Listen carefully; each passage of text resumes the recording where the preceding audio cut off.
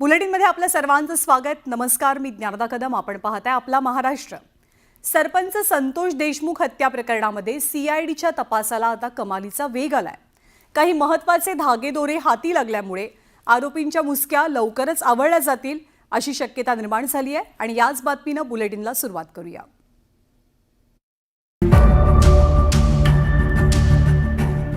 संतोष देशमुख हत्या प्रकरणात सीआयडीच्या हाती मोठा पुरावा लागलाय। सरपंच संतोष देशमुख यांचं अपहरण करण्यासाठी वापरण्यात आलेल्या गाडीवरचे बोटांचे ठसे आरोपींच्या सोबत जुळलेत। हा पुरावा नंतर न्यायालयाच्या कार्यवाहीत निर्णायक ठरू शकतो। तसंच आरोपींचे जप्त करण्यात आलेले दोन्ही मोबाईल या तपासाची दिशा बदलून टाकतील इतके महत्त्वाचे आहेत, कारण 2 मोबाईलपैकी एक मोबाईल हा आरोपी सुदर्शन घुले याचा आहे।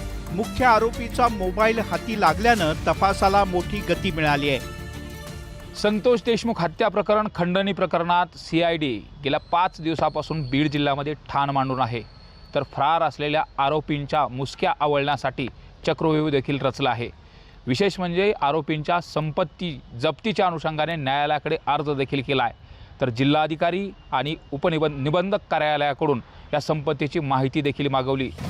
आरोपीचे मोबाईल फॉरेन्सिक तपासासाठी पाठवण्यात आले आहेत। दरम्यान या मोबाईलमधून अनेक धक्कादायक खुलासे झाले आहेत। संतोष देशमुख यांची हत्या केल्यानंतर आरोपी कार सोडून फरार झाले होते। पोलिसांनी कार ताब्यात घेतल्यानंतर त्यांना यामध्ये 2 मोबाईल सापडले। आरोपी सुदर्शन घुलेचा मोबाईल हाती लागला असून काही महत्त्वाचे पुरावे सीआयडीच्या हाती लागले आहेत। संतोष देशमुख यांच्या हत्येच्या वेळी करण्यात आलेल्या मारहाणीचा व्हिडिओ सुद्धा सीआयडीच्या हाती लागल्याचं कळतं।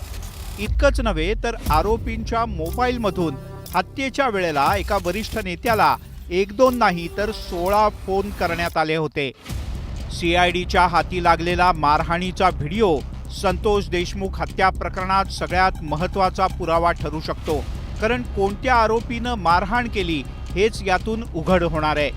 तसंच आरोपींचा केरळ, मध्य प्रदेश, कर्नाटक आणि गोव्यात शोध सुरू करण्यात आलाय।